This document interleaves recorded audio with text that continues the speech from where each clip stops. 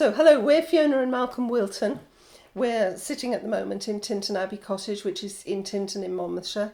And this is one of our 3 cottages, our family business that we call Monmouthshire Cottages. We've been in business for 22 years. We've won a number of awards, including Best in Wales a couple of times. What was it like when lockdown struck? I think the key word really was fear.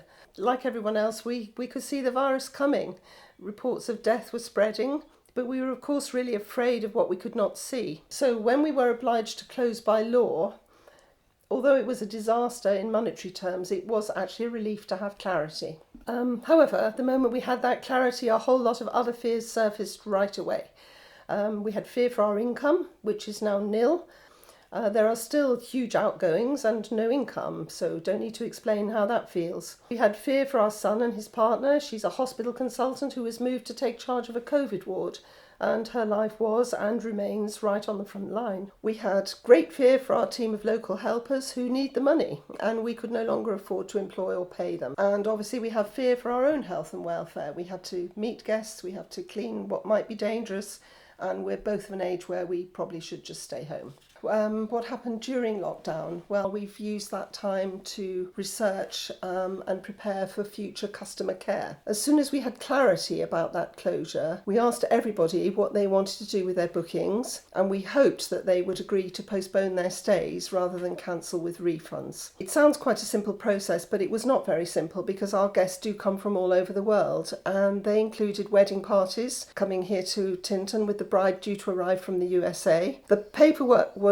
vast, the telephone calls were endless, late at night as well. We had guests in tears of disappointment, especially the brides. We had guests who couldn't come because they'd lost relatives and they just needed to talk. But then we started getting thank you calls and emails. We do our own accounting, and Malcolm's reverse invoicing just seemed to go on forever. Some of our guests had booked through agents, and in some cases we were able to help with changing their bookings.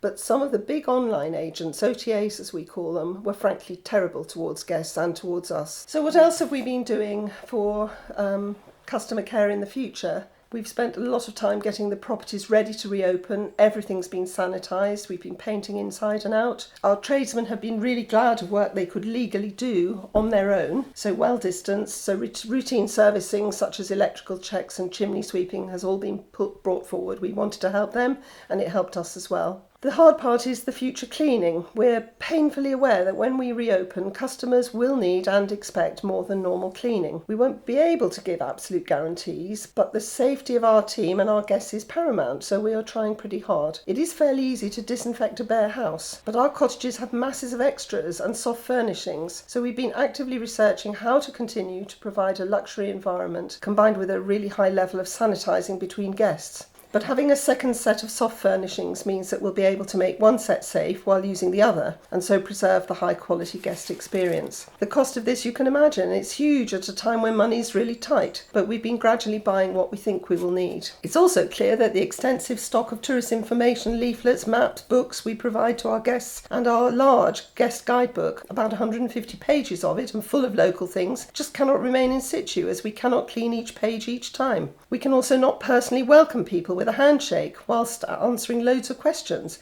So what to do? The answer is that we've been sitting hours and hours and hours creating an app for each cottage which contains all this material. We're not that young, so it's a vertical learning curve, but our guests will have it before arrival, and it's organised so that they will have all they need for a great stay, but we do hope it will help. Is there a bright spot in all this? Well, there are a few. We've been hugely grateful for the grant we've received from the government. This has enabled us to struggle on through and pay our bills. Well, how long we can eke it out for, we don't know, because we don't know when we'll be allowed to accept guests again. We hope it will mean that we will be broke, but not in insurmountable debt, and therefore able to reopen eventually.